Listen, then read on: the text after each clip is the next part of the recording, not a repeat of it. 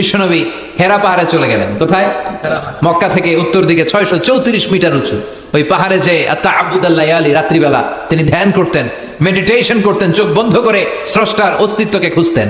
খুঁজতে খুঁজতে খুঁজতে 40 দিন ধ্যান করার পরে, 40 দিন আধ্যাত্মিকতার এই চর্চা করার পরে ফাজাহুল হক, সত্য বিশ্বনবীর কাছে এসে ধরা দিল।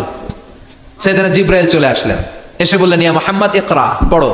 জান্নাতের একটা রেশমি কাপড়ে সূরাতুল আলাকের 5 আয়াত লেখা, রেশমি কাপড়ের ভেতরে ওই রেশমি কাপড়টা ধরে বিশ্বনবীকে বললেন, এই প্রথম বিশ্বনবী সাইয়েদনা জিবরাইলকে দেখলেন আর বললেন, ইয়া মুহাম্মদ ইকরা, পড়ো। বিশ্বনবী বললেন, মা আনা বিকারি, আমি পড়তে পারি না। সুবহানাল্লাহ পড়ে। কারণ বিশ্বনবী ছিলেন না নবী আল উম্মি, নিরক্ষর নবী, ওনার অক্ষর জ্ঞান ছিল না। আলিফ বা তা সা কোনটারে জিম বলে কোনটারে সদ বলে বিশ্বনবী চিনতেন না, লিখতে জানতেন না। তিনি ছিলেন নিরক্ষর, কিন্তু মূর্খ না। নিরক্ষর এক জিনিস, মূর্খ আরেক জিনিস। অক্ষর জ্ঞান নাই কিন্তু জ্ঞান আছে। কারণ বিশ্বনবী বলতেন, আদ্দাবানি রব্বি ফা আহসানা তা'দীবি, আমি পৃথিবীর কোনো ইউনিভার্সিটি থেকে ডিগ্রি নেয় নাই, কেউ আমারে শিখায় নাই, স্বয়ং আরশের উপর থেকে আমারে শিক্ষা দান করেছে কে?